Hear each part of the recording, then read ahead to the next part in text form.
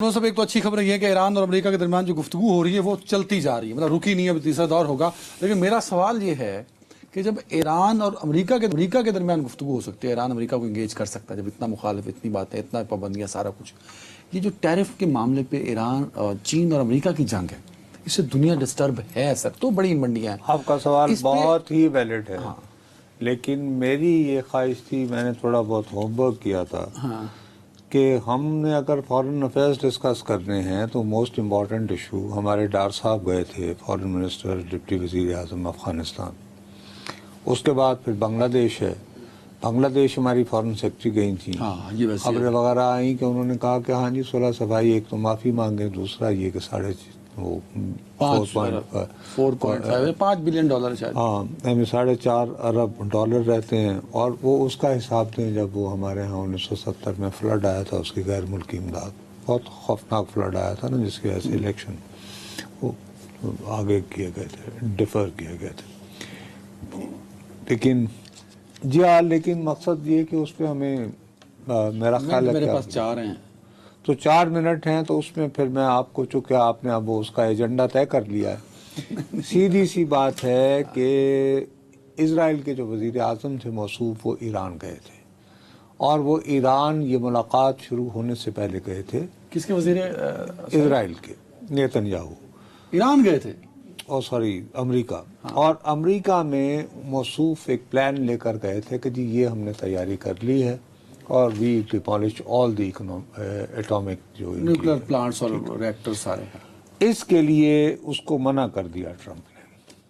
Trump ने कहा कि देखो, तुम्हारा जो दिल करता है करो गजा में, लेकिन इधर से बात लो। और ऐसे क्यों कहा ट्रंप ने? भाई ट्रंप का, इसने जब साबिका जो इसने किया था उसमें भी देखो, बात सुनो मेरी अभी तक, ये कि ये कहते हैं जी कि उनकी यूरेनियम की अफसूदगी इतनी हो गई है कि वो अफसूदगी कि भाई वो एटम बम बना लेंगे। एटम बम बना लेना इटसेल्फ तो कुछ नहीं होता ना, फिर उसको वेपनाइज करना होता है, फिर कैसे डिलीवरी करनी है, कितनी रेंज है, कैसे जाएंगे, कैसे नहीं जाएंगे। और वो, जैसे मैं आपको दोबारा एक मरतबा मैंने आपको कहा था कि भाई वो तो पहले उन्होंने एनपीटी पे साइन कर चुके हैं, तो वो अगर एग्री करें कि भाई हम तो सिर्फ अपनी तवानाई के लिए सब कुछ कर रहे हैं, पॉजिटिव यूज उसका करेंगे, जैसा कई मुल्क कर भी रहे हैं, उसमें वो अपनी बात से जो है वो यू टर्न लेते भी नहीं पाए जाएंगे ईरान में। ईरान की जो पोजीशन है, वैसे ही उनके जो रूहानी पेशवा हैं वो तो कह चुके हैं कि एटम बम का इस्तेमाल हराम है। हाँ। ठीक है नहीं। अब उसी की बेस पर अगर वो इस तरह का एक रीज़नेबल किस्म का एक समझौता कर लें, और उस समझौते को और यकीनी बनाने के लिए मकसद ये है कि आजकल सऊदी अरब और ईरान के माबैन बहुत ज़्यादा एक दूसरे से वास्ते आनियाँ जानियाँ हो रही हैं। ठीक है ना बात। तो मेरा अपना ख्याल है कि स्पेस बन रही है, क्योंकि दोनों की ज़रूरत है। अमेरिका की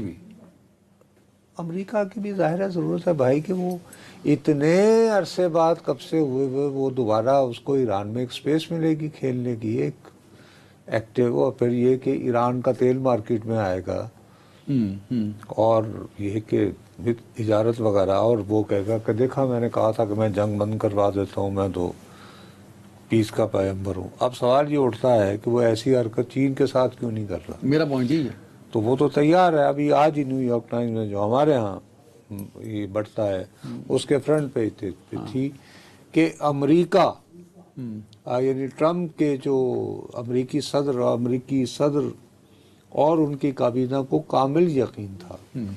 ट्रंप साहब ने कहा था कि वो मेरे बड़े अच्छे दोस्त हैं, शी जिनपिंग साहब, और वो जो हैं वो बड़े प्रैग्मेटिक आदमी हैं, और वो मुझे टेलीफोन करेंगे कि जी क्यों है बादशाह, गल बात करिए। उन्होंने ऐसी कोई हरकत नहीं। उन्होंने बल्कि टिक टॉकर्स के जरिए एक तूफान में जाकर सारी परसेप्शन ही तोड़ दी है। आज की अगर आप देखें तो अमेरिका के बड़े बड़े सरमायादार, उन्होंने अपने शेयर्स जो हैं वो धड़ाधड़ बेच दिए हैं। मतलब वो बैग जो हमारी इधर बड़े वो कि भाई ये तो 5 लाख का है और ये 10 लाख का है और ये 1 करोड़ का होता है, ये फला ब्रांड का, ये फला ब्रांड का, उन्होंने कहा जी जनाब इनकी पूरी कीमत $30 हमारे तो चीन में बनती है, ऊपर पर ठप्पा लगता है, ये आप साढ़े को डायरेक्ट ले लो। تو آپ ڈائریکٹ ہم سے لے لیں.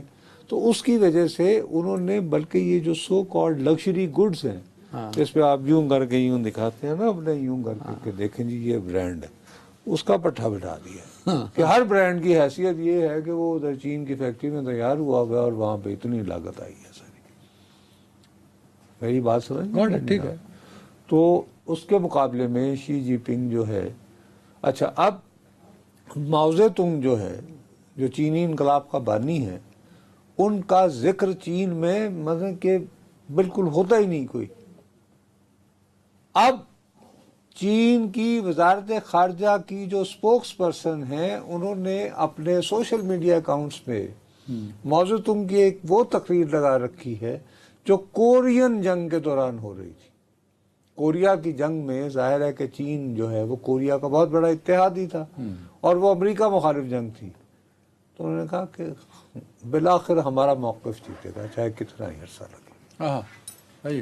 اچھا اب اس موقع پر ماؤ زے تونگ کو یاد کرنے کا مطلب کیا ہے کہ جی اسی تیری جگہ گل کرنی